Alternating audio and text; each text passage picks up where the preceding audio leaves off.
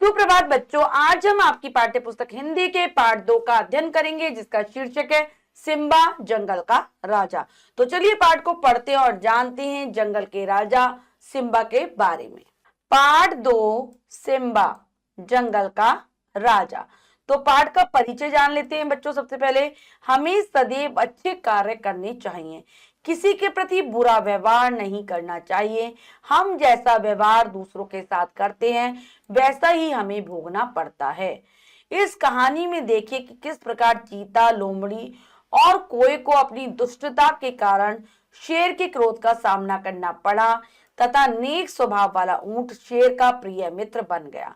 तो ये पाठ हमें सिखाता है कि हमें हमेशा अच्छा करना चाहिए सभी के साथ, किसी के साथ भी हमें बुरा व्यवहार नहीं करना चाहिए। अगर हम किसी के साथ बुरा व्यवहार करते हैं तो बदले में हमें भी वैसा ही व्यवहार मिलता है। तो ये पाठ हमें यही सिखाता है कि चीता, लोमड़ी, कौआ गलत व्यवहार करते हैं, बुरा व्यवहार करते हैं, इस कारण उन पर शेर क्रोधित होता है, जबकि जो ऊंट था वो शेर का प्रिय बन जाते हैं अपने अच्छे स्वभाव के कारण। पढ़ते हैं कहानी जंगल के राजा सिम्बा की। सिम्बा यहाँ पर एक शेर है, ठीक है। सिम्बा जंगल का राजा था, वो जंगल का राजा था। वह बहुत ही निर्भीक तथा शक्तिमान था। निर्भीक यानी कि वो किसी से भी डरता नहीं था, भय नहीं खाता था और शक्तिशाली भी था। जंगल के सभी जानवर उससे बहुत डरते थे, सारे जानवर शेर से बहुत डरते थे। वे अपने राजा के लिए अक्सर कुछ उपहार लाते रहते थे। तो राजा को प्रसन्न रखने के लिए कुछ ना कुछ उपहार वो उसके लिए लाते रहते थे। एक दिन उसने सोचा कि मेरे ऊपर काम का बहुत बोझ है, मुझे अपनी सहायता के लिए कुछ मंत्री चुन लेने चाहिए। एक दिन शेर बैठा हुआ था, सोचता है कि मेरे ऊपर तो बहुत काम का बोझ है, मुझे अपनी मदद के लिए अपने राज्य के लिए कुछ मंत्री बना लेने चाहिए। सबसे पहले गृह मंत्री पद के लिए सिम्बा ने लोमड़ी को बुलाया और बोला, तुम बहुत ही बुद्धिमान और चालाक समझी जाती हो, इसीलिए मैं तुम्हें अपना गृह मंत्री बनाता हूँ। तो बच्चों यहाँ पर गृह की जगह गृह होगा, री की मात्रा आएगी, ठीक है, सही कर लेंगे कि सबसे पहले गृह मंत्री का चुनाव करता है शेर। तो वो लोमड़ी को बुलाता है, क्या कहता है कि तुम बुद्धिमान हो और होशियार भी हो, साथ ही साथ तुमको बहुत चालाक माना जाता है, इसलिए मैं तुम्हें अपना गृह मंत्री बना लेता हूँ। धन्यवाद महाराज, यह मेरे लिए बहुत ही सम्मान की बात है, लोमड़ी ने सिर झुकाते हुए कहा। तो लोमड़ी शेर को शुक्रिया अदा करती है, कहती है मेरे लिए तो बहुत बड़े सम्मान की बात है, और सिर झुकाकर राजा को प्रणाम करती है। रक्षा मंत्री पद के लिए तेंदुए को बुलाकर कहा। रक्षा मंत्री की बारी आती है तो इसके लिए वो तेंदुए को बुलाता है, क्या कहता है, तुम बहुत कर्मठ और तीव्र चाल वाले हो, इसीलिए मैं तुम्हें अपना रक्षा मंत्री नियुक्त करता हूं कि तुम्हारी चाल भी बहुत तेज है। तीव्र यानी कि तेज चाल वाले हो तुम, और कर्मठ हो यानी कि अपने काम के प्रति काम को अच्छे से कर पाओगे, इसलिए मैं तुम्हें अपना रक्षा मंत्री बनाता हूं। धन्यवाद महाराज, धन्य भाग्य मेरे कि आपने मुझे इस लायक समझा, तेंदुआ बोला। तेंदुआ भी शुक्रिया अदा करता है राजा का और कहता है कि मेरी बहुत अच्छी किस्मत है कि आपने मुझे इस कार्य के लिए चुना है। शब्दार्थ है निर्भीक। निर्भीक मतलब क्या होता है, निडर, और तीव्र मतलब होता है तेज। आगे पढ़ेंगे। विदेश मंत्री पद के लिए कोए को बुलाकर कहा, तुम आकाश में बहुत ऊंचा उड़ सकते हो, इसलिए मैं तुम्हें अपना विदेश मंत्री नियुक्त करता हूं। तो कोए को विदेश मंत्री बनाया जाता है क्योंकि वो बहुत ऊंची उड़ान के साथ उड़ता है। तो इसके बाद मुझ छोटे से जीव को इतना सम्मान देने के लिए धन्यवाद, कोए ने कृतज्ञ होते हुए कहा। क्योंकि शेर ने उसे विदेश मंत्री बनाया था, क्योंकि वो ऊंचा उड़ सकता था, सब जगह की खबर ला सकता था, इसीलिए कोआ भी शुक्रिया अदा कहता है कि आपने मुझे इतना सम्मान दिया, इसके लिए धन्यवाद, मैं तो एक छोटा सा जीव हूँ। उस दिन तीनों ने सिम्बा के प्रति ईमानदार रहने की शपथ ली और शेर ने बदले में उन्हें भोजन तथा सुरक्षा देने का वचन दिया।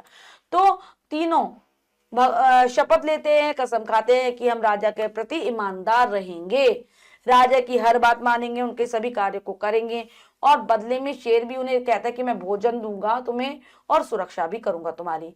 इसके बाद से तीनों मंत्री राजा के प्रत्येक काम में उसकी सहायता करने लगे। सिम्बा जी जहां भी जाते वे तीनों पीछे पीछे जाते। शेर के भोजन के उपरांत उन तीनों के लिए भी काफी भोजन बच जाता था। अब हर काम में वो राजा की मदद करने लगे। जहां राजा जाता वहां तीनों जाते पीछे पीछे। शेर खाना खाता, भोजन करता, उसके बाद जो भी खाना बच जाता वो लोग खाते और काफी भोजन बच ही जाता था। एक दिन विदेश मंत्री कोई ने आकर शेर से कहा, महाराज क्या आपने कभी ऊंट का मांस खाया है? मेरे विचार से वह बहुत ही स्वादिष्ट होता होगा। एक दिन जो विदेश मंत्री था वो शेर के पास आता है, कहता है कि आपने कभी ऊंट का मांस खाया है? मुझे तो ऐसा लगता है कि वो बहुत स्वादिष्ट यानी कि मजेदार होता होगा। शेर ने भी ऊंट का मांस कभी नहीं खाया था, इसलिए उसे यह विचार बहुत पसंद आया। पर यह ऊंट हमें कहाँ मिलेगा? शेर ने पूछा। और शेर ने भी मतलब ऐसा ही था, शेर के साथ भी उसने ऊंट का मांस कभी नहीं खाया था। उसे लगा कि शायद ये विचार बहुत अच्छा है। उसने कहा, लेकिन हमें ऊंट कहाँ से मिलेगा? पूछता है वो। यहां से कुछ मील दूर मैंने एक ऊंट को रेगिस्तान में देखा है, कोई ने जवाब दिया। तो कौआ क्या कहता है, यहाँ से थोड़ा मील दूर है रेगिस्तान। रेगिस्तान बच्चों वो जगह होती है जहाँ चारों तरफ रेत ही रेत होता है, वहां पर मैंने ऊंट को देखा है, वो बताता है। ठीक है, फिर कल हम सभी वहां चलेंगे, शेर ने कहा, और सब तो सोने चले गए। तो शेर कह देता है, ठीक है कल चलते हैं वहां, और इसके साथ ही सब सोने चले जाते हैं। अगले दिन सिम्बा जी तीनों मंत्रियों के साथ ऊंट की खोज में रेगिस्तान के लिए निकले। चलते चलते वे बहुत दूर निकल आए। अब अगले दिन सिम्बा अपने तीनों मंत्रियों को लेकर ऊंट की तलाश में निकल जाता है रेगिस्तान की ओर। काफी दूर तक वह चलते रहते हैं, चलते चलते काफी दूर आ जाते हैं जंगल से। सभी रेगिस्तान तक पहुंच गए, पर अब तक सूरज का ताप बहुत बढ़ गया था। सिम्बा के पंजे रेगिस्तान की रेत से बुरी तरह झुलस रहे थे। बहुत परेशान होने पर शेर ने अपने मंत्रियों से कहा, हम जंगल वापस चलते हैं, मैं अब आगे नहीं जा सकता। किसी तरह वो लोग रेगिस्तान पहुंच जाते हैं, लेकिन सूरज की गर्मी काफी बढ़ चुकी थी क्योंकि दिन चढ़ आया था। तो और जो सिम्बा था उसके जो पंजे थे, रेगिस्तान की जो रेत थी उसमें जल रहे थे क्योंकि रेत भी बहुत तेज गर्म हो गई थी। वह बहुत परेशान हो चुका था। सिम्बा अपने मंत्रियों से कहता कि अब मुझसे और आगे नहीं चला जाएगा, चलिए हम जंगल वापस कर चलते हैं। सिम्बा की बात से तीनों बहुत निराश हो गए क्योंकि उसके बिना न तो वो ऊंट का शिकार कर पाते और न ही उसका मांस खा सकते थे। पर तीनों ही ये अवसर खोना भी नहीं चाहते थे। अब तीनों बहुत उदास हो जाते हैं, निराश हो जाते हैं, क्योंकि उनके बस की तो बात नहीं थी ऊंट को मारना, उसका मांस खाना, उसका शिकार करना। शेर ही कर सकता था ये सब कुछ तो, और वह उनको ये मौका मिला था तो उसे खोना भी नहीं चाहते थे तीनों के तीनों। पहाड़ के शब्दार्थ थे उपरांत बाद, रेगिस्तान मरुस्थल, या हम कह सकते हैं रेत ही रेत चारों तरफ फैला हो। अवसर होता है मौका। तब तीनों क्या करते हैं, गृह मंत्री नहीं गृही, ठीक है, मंत्री लोमड़ी को एक तरकीब सूची। तो जो लोमड़ी होती है उसको एक उपाय दिमाग में आता है। इसको सही कर लेते पहले बच्चों, गृह कर लेते हैं, ये वाला आएगा इसमें, ठीक है। एक उपाय सूझता है लोमड़ी को। क्या उपाय था वो? वह दौड़ी दौड़ी ऊंट के पास गई और बोली, मेरे साथ चलो, आज मैं तुम्हें जंगल के राजा से मिलवाती हूँ। ऊंट भी जंगल के राजा से मिलने की लालसा में लोमड़ी को अपनी कुबड़ वाली पीठ पर बैठाकर चल दिया। तो क्या करती है लोमड़ी, चालाक तो थी, दौड़ती भी जाती है ऊंट के पास, कहती है कि चलो चलो मेरे साथ चलो, जल्दी से मैं तुम्हें जंगल के राजा से मिलवाऊंगी। तो ऊंट तो लोमड़ी की चाल को समझ नहीं पाता क्योंकि उसकी भी इच्छा हो जाती है राजा से मिलने की। इसीलिए वे अपनी कुबड़ वाली, कुबड़ यानी कि जो बच्चों ऊंट का अपने हिस्सा देखो को ऊपर वाला हिस्सा कुछ उठा सा रहता है, पेट पर उठा हुआ भाग होता है, उसे कुबड़ कहते हैं। तो उस पर लोमड़ी को बैठा लेता है और राजा से मिलने के लिए चल देता है। रास्ते में लोमड़ी बोली, तुम्हारे स्वामी को हमारे राजा ने मार दिया है, तुम अब आजाद हो। अब हम सब मिलकर जंगल में रहेंगे। शेर के पास पहुंचकर लोमड़ी बोली, चलिए महाराज आप भी ऊंट पर बैठ जाइए, हम सब अपने घर चलेंगे। सारे ऊंट की पीठ पर बैठकर आराम से जंगल पहुंच गए। तो लोमड़ी ऊंट को कहती कि तुम्हारा जो स्वामी था, यानी कि ऊंटों का जो सरदार था, उसको हमारे राजा ने मार दिया है, अब तुम आजाद हो। यह कह सकते हैं ऊंट का जो मालिक होगा वो कोई आदमी होगा, इंसान होगा, उसके लिए कहती है कि उसको मार दिया है राजा ने, अब तुम आजाद हो, हमारे साथ चलो। तो वहां पर जब शेर के पास पहुंचती है लोमड़ी तो शेर से कहती है, आप भी ऊंट पर बैठ जाइए, हम सब अपने घर चलेंगे, जंगल वापस चलेंगे।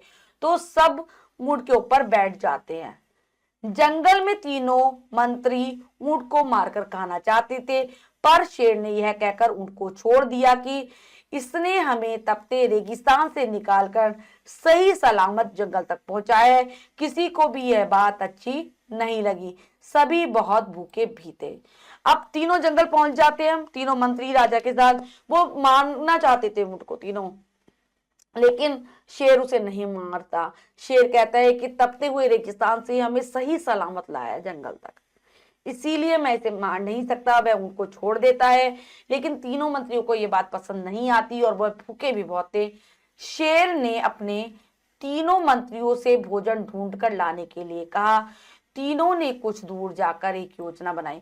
वो कहते हैं कि तुम तीनों जाकर भोजन ढूंढ के लाओ मेरे लिए, इसको नहीं मारा जाएगा। अब तीनों तो षड्यंत्र रचने लगते हैं, एक योजना बनाते हैं। सिम्बा के पास पहुंचकर सबसे पहले कौआ बोला, महाराज बहुत ढूंढने पर भी भोजन नहीं मिल सका, पर हम आपको भूखा नहीं छोड़ सकते, इसीलिए आप मुझे खा लीजिए।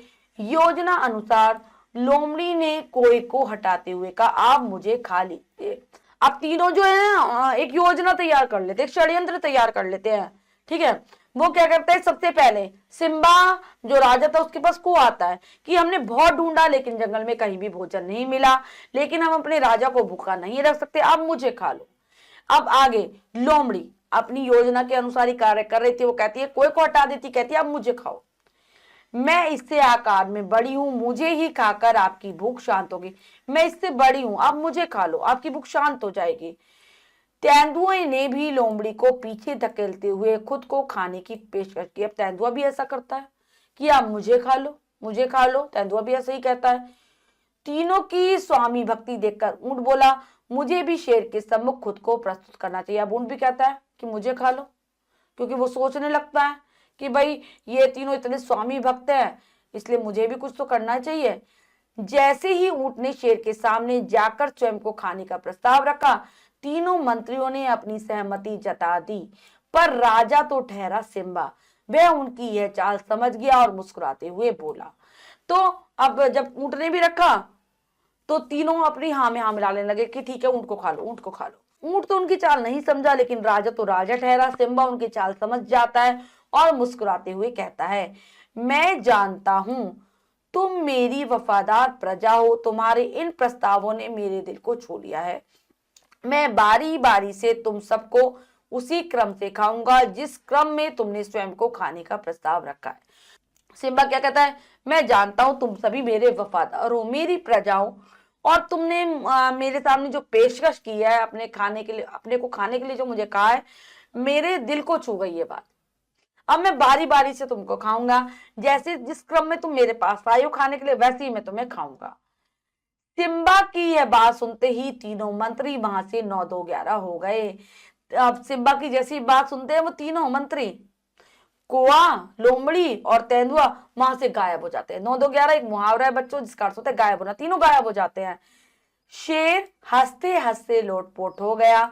वह ऊंट से बोला, वास्तव में तुम ही सबसे वफादार हो। और शेर उनको भागता देखकर जोर जोर से हंसने लगता है। ऊंट से कहता है, तुम ही वास्तव में मेरे सबसे बड़े वफादार हो, तुम मेरे साथ जीवन भर रह सकते हो, तुम पूरा जीवन मेरे साथ रह सकते हो। मैं तुम्हें कभी नुकसान नहीं पहुंचाऊंगा, मैं तुम्हें कभी हानि नहीं पहुंचाऊंगा।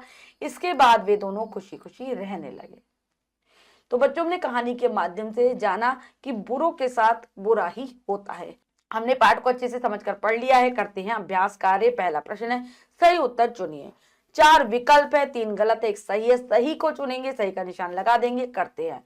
जंगल के राजा शेर ने सेवा के बदले मंत्रियों को क्या देने का वचन दिया? धन और भोजन, भोजन और सुरक्षा, भोजन और घर, धन और घर। तो यहाँ पर आ जाएगा भोजन और सुरक्षा। जंगल के राजा का क्या नाम था? वनराज, सिंहराज, सिम्बा, शेर सिंह। तो सिम्बा। शेर को तपती रेगिस्तान में जंगल में सही सलामत किसने पहुंचाया?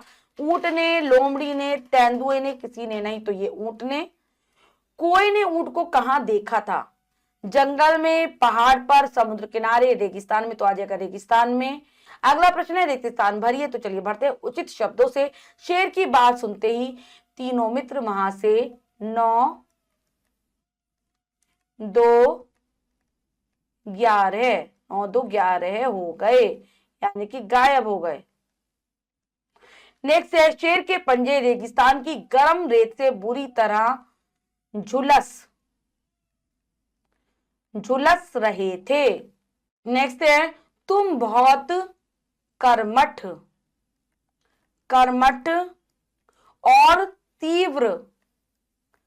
तीव्र चाल वाले हो। जंगल का राजा केसरी बहुत निर्भीक तथा शक्तिशाली था। इसके बाद है, सही कथनों के लिए सही तथा गलत कथनों के लिए गलत लिखिए। चलिए लिखते हैं। सिम्बा निर्भीक और शक्तिमान था, सही। बाघ को रक्षा मंत्री बनाया गया, गलत। तेंदुए को बनाया गया था। कोय को विदेश मंत्री बनाया गया, सही। तीनों मंत्री ऊंट को मारकर खाना चाहते थे, ये सही है। नेक्स्ट है, किसने कहा, किससे कहा, तो यहां पर कुछ कथन है, हमें बताना है किसके द्वारा और किसको कहे गए हैं। वास्तव में तुम ही सबसे वफादार हो, ये कहा सिम्बा ने ऊंट से। सिम्बा ने ऊंट से। फिर है, तुम्हारे स्वामी को हमारे राजा ने मार दिया है, ये कहा लोमड़ी ने ऊंट से। अगला है, क्या आपने कभी ऊंट का मांस खाया है, ये कहा कोय ने किससे कहा था, सिम्बा से, यानी कि शेर से। सिम्बा से। तुम बहुत ही बुद्धिमान और चालाक समझी जाती हो, ये कहा सिम्बा ने लोमड़ी से। सिम्बा ने लोमड़ी से। तो बच्चों, हमने पाठ को अच्छे से समझकर पढ़ लिया है और अभ्यास कार्य भी किया है। इसके अतिरिक्त जो भी कार्य है वो आप स्वयं करेंगे सुंदर अक्षरों में अपनी अभ्यास पुस्तिका में। बच्चों, आज हमने एक पाठ के माध्यम से सिम्बा की कहानी जानी और जाना कि किस प्रकार से हमें हमेशा ईमानदार रहना चाहिए। जो बुरे होते हैं उनको बुरे व्यवहार की सजा जरूर मिलती है। मिलते हैं अगली कक्षा में नए पाठ के साथ। तब तक के लिए स्वस्थ रहिए, प्रसन्न रहिए। धन्यवाद।